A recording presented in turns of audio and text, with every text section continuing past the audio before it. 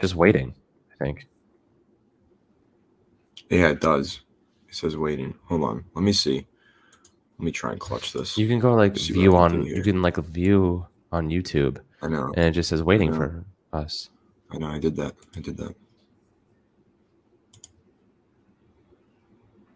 I don't get this.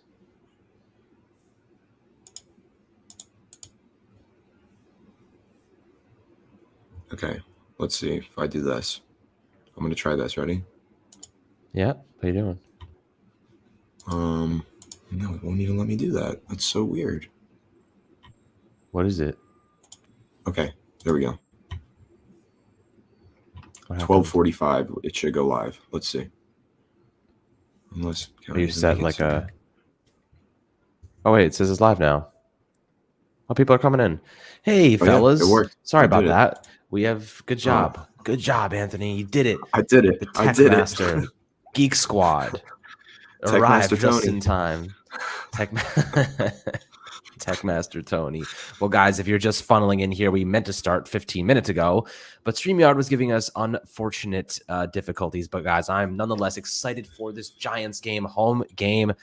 Oh man, against the Panthers, we could win this game. I'm a little bit worried about a couple things, and I want to discuss it. Angry Bus Driver, you're at the game right now. What's the energy feeling like? How are we doing? Are people getting loud? Are they living up to Wink Martindale's expectations? Getting excited? I'm very curious to hear your thoughts about this game specifically. I think this is definitely a winnable game, Anthony. I mean, you're looking at the offensive side. The Giants are just going to run Saquon Barkley into the ground. I like them to start better this half. I think there was some crazy stat. The Carolina Panthers haven't given up a first possession touchdown in like a whole season or something like that, like 17, 18 games, which is actually insane, right? Isn't that insane? But how do you think the Giants win this game, right? Like this, you talked about the 5 keys last night or yesterday afternoon. And I really think they're going to rely on Saquon Barkley again. I think they have to. It's pretty interesting kind of offensive schematics here. But what's going on, Sam Fountain, Jeffrey Wheeler? Let's do this. Gee 537. What's up, guys? How we doing? It's got to be crazy in the house right now. Absolutely. MetLife's got to be going absolutely nuts. Definitely exciting. And Nate, are you guys heading to any home games this year? Possibly. We have to work them, like do stuff like this. And I post all the highlights to the games and stuff. So normally I stay back and watch from home and make sure you guys get all the stuff on social, but definitely would love to make it to a game this year. And Daryl, what's going on, my friend? How are you doing? Fireplace Gaming, is KT playing today? I'm pretty sure, Sam, that KT is active today. He is active. So we'll see how much action he gets. He was active last week, so keep that in mind. Hopefully he gets on the field and can do some good stuff. Obviously when he has the ball in his hands, he is one of the most electric guys that you can find. But this is a big CB2 conversation, right? Like, what's going on with Cordell Flott, and can he stand up? Apparently, he's working with the ones during the pregame warmups.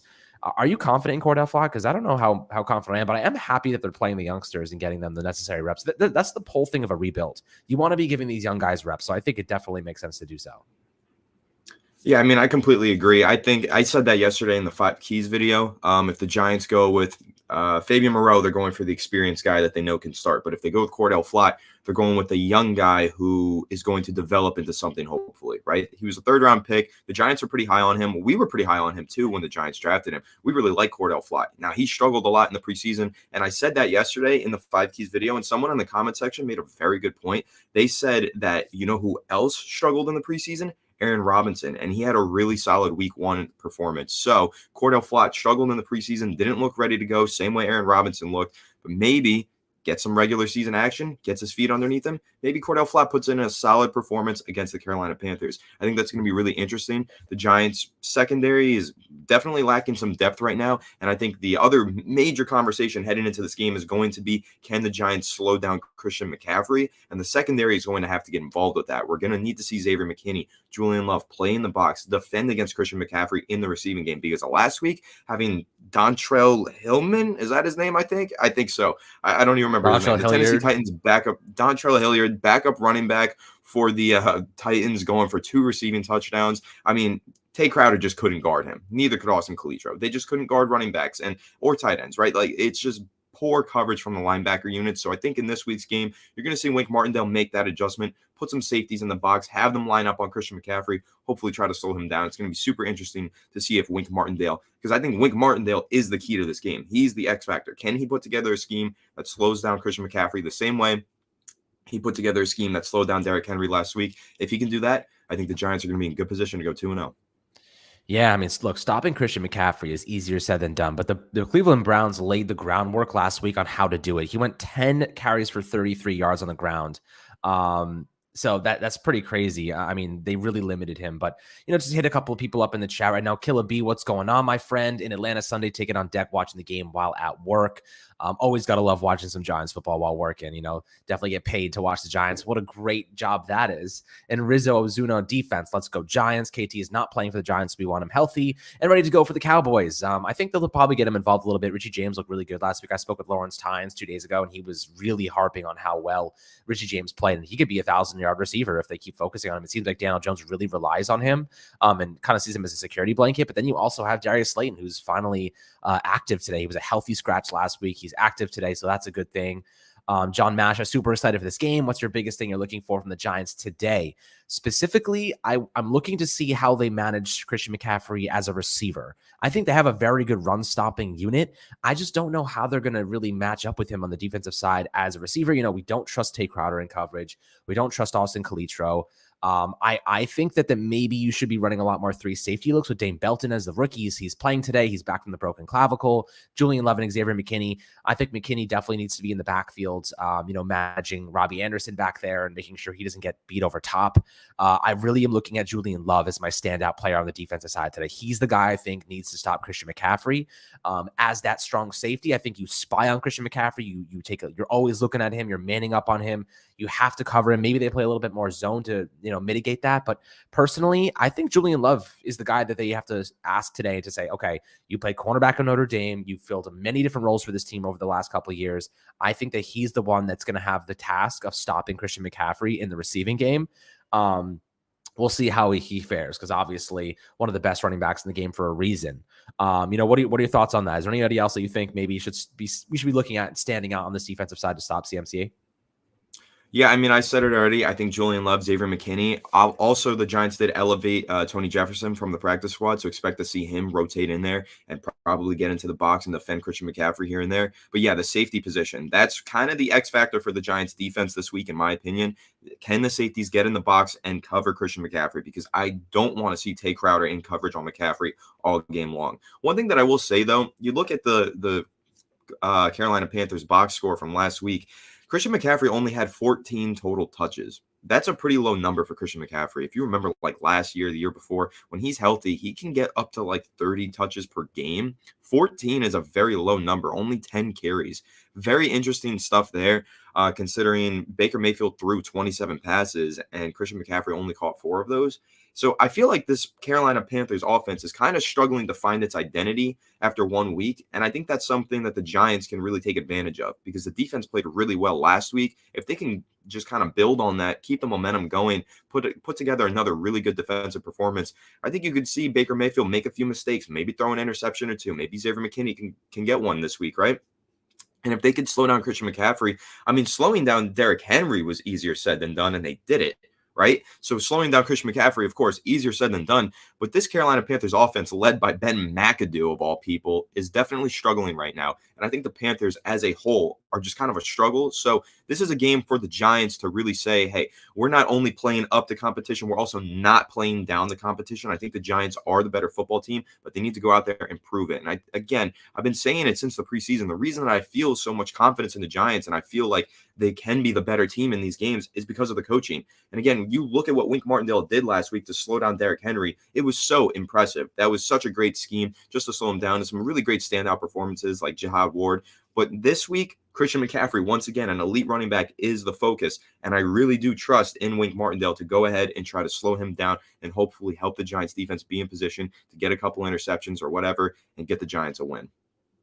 Absolutely. Definitely want to see the Giants get a win today. But Joey, Flock can eat this year. He needs to burn. He's a rookie. Let him learn. I agree. This is definitely an opportunity for the Giants to get their young guys on the field. He's a 3rd round pick. Third round picks often contribute as rookies. So I'm not surprised to see him. I mean, you look at the other guys. Darian Beavers would have been a starting linebacker if he didn't get hurt. Obviously, we have a lot of players. Micah McFadden's getting snaps as a starter alongside Kalitro. So a lot of young guys are getting action right now. And I think that's a huge indication that the Giants feel pretty confident in their rookies. Even Josh Azudu, I think he probably starts today, if not splits reps with Ben Bredesen. So Flott should be in the mix here. He should be playing. And I'm very excited to see what he can do. And I think he's got some good talent. And, let's put it to the test, eh?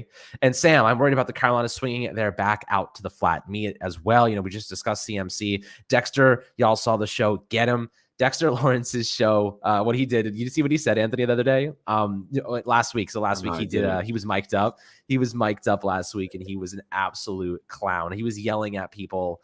He said something specifically. He's like, I want to legally touch you. That was so freaking hilarious. I was cracking up. He was yelling at the other quarterback. I want to legally touch you. All I could think about was like so many Deshaun Watson jokes. But then you have Tom's World, Jihad Ward, the key to the defense. He set a mean edge last week. I 100% agree with you. If you don't have Ojulari, you don't have Kayvon Thibodeau, who I both think will be playing next week. Jihad Ward's a guy that's got to set the edge. Now, he's a lot better against physical running backs like Derrick Henry, but I think it's more about sealing the edge. Don't let CMC get to the outside. Push him to the interior. Let your big boys, let Leonard Williams and Dexter Lawrence swallow them up. And definitely take him out of the game plan, because make Baker Mayfield beat you. Like, that's my number one priority. Make Baker Mayfield beat the New York Giants, because that, in my opinion, is going to be a lot harder to do than Christian McCaffrey just running free. So I feel good about that. Fireplace Gaming, Cordell Flott might struggle the first half, but if he can settle down by the second half, I think he gets an interception today. That would be pretty cool if he got an interception as a rookie in his first game ever.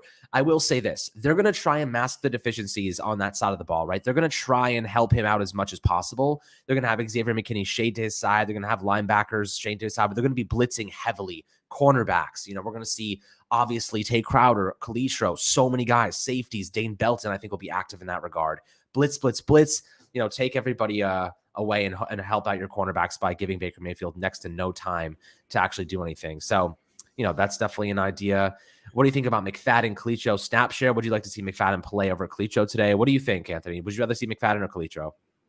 I'd probably rather see McFadden. I think Kalitro was okay in spurts, but overall struggled in week one. Also, McFadden, the younger player, I want to see him develop. I really like Micah McFadden. I think, what he brings to the table is perfect for Wink Martindale's defense. And again, same concept as going with Fabian Moreau versus Cordell Flott. Cordell Flott is the young guy. We want to see him get active and develop. I want to see the same thing with Micah McFadden. And I want to also clarify, in the comments, someone said something about Kayvon Thibodeau. He is not playing. Thibodeau's he is out. Inactive today. He is completely out of this game. Kadarius Toney is playing, probably on a snap count like last week. You're probably only going to see him for 10 or less plays. However, maybe that's not even true. Maybe Kadarius Toney plays the whole game. I guess we'll see. But likely next week, you're going to see the Kayvon Thibodeau debut against the Dallas Cowboys, which is super exciting. And Big Nuts, shout out Big Nuts, longtime viewer, said he feels an Adoree interception today.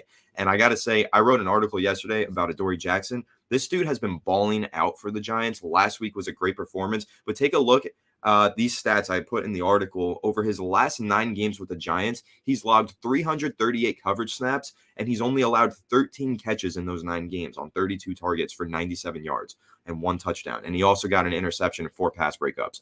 Adoree Jackson is balling out. He is a bona fide CB1 right now. I know the Giants signed him to be a CB2. We want him to play alongside James Bradbury, but dude, Adoree Jackson is playing like a CB1 right now, and it's super, super exciting. I feel like he's keeping the Giants defense together in the secondary. And Connor, thank you, my friend. We really appreciate the support. Time to watch All-Pro Andrew Thomas, boys. Abso-freaking-lutely. Andrew Thomas looked like an absolute stud last week. 1 pressure over 31 pass blocking snaps. Absolutely fantastic. He's in for a huge year. He could definitely be an All-Pro player this year, and I think that that's a great thing for Daniel Jones. It's a great thing for the progression of this team, having a stud tackle. I mean, guys, can we just take a second to appreciate the fact that we have 2 bookend tackles? I mean, Evan Neal's probably a little bit away from being a bookend tackle, but we know the potential is there, and a really good coaching staff, and we've seen the development of some of these guys. Very excited about him as well. Hopefully he has a better game today, and obviously, not as good of a pass rush on the Carolina side compared to Tennessee. They have a really good Tennessee had a really good pass rush with Bud Dupree and whatnot, and obviously Jeffrey Simmons. So I'm very excited about today. Anthony, I'll ask you this. Is there any position you're kind of worried about at on the offensive line today? Is there any specific weakness? I know Thomas obviously is very strong, but maybe that left guard spot is a little bit, on edge.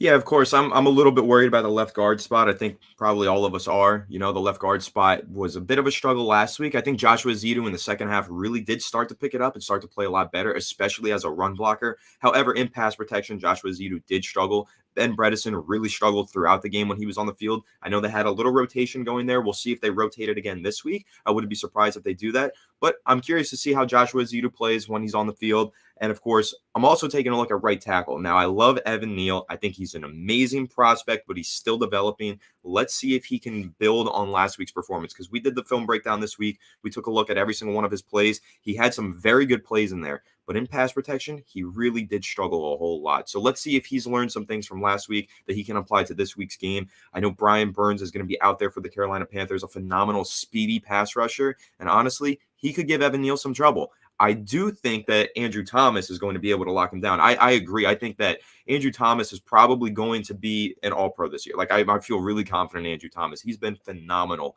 for the Giants since like the midway point of last season. And after week 1, I'm really feeling the all-pro Andrew Thomas hype train. But let's take a look at the right tackle position. Let's see how Evan Neal can develop. I think that it's going to be probably another inconsistent game from him. That's kind of expected for a rookie right tackle. However, I'm just hoping to see him build a little bit on the pass protection side of the game from last week's performance.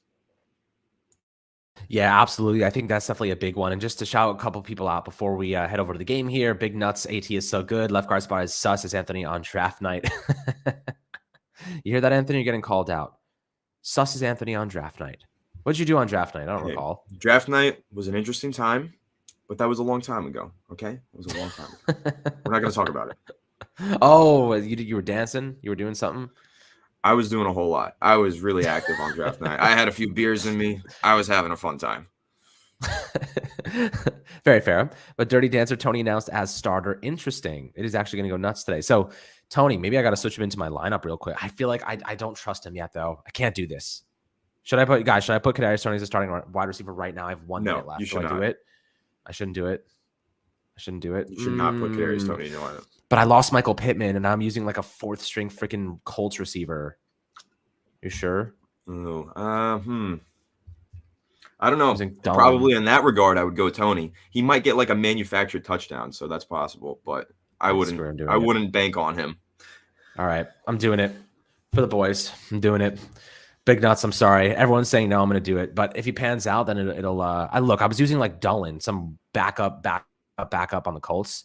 I got screwed. Michael Pittman going down. That really hurt.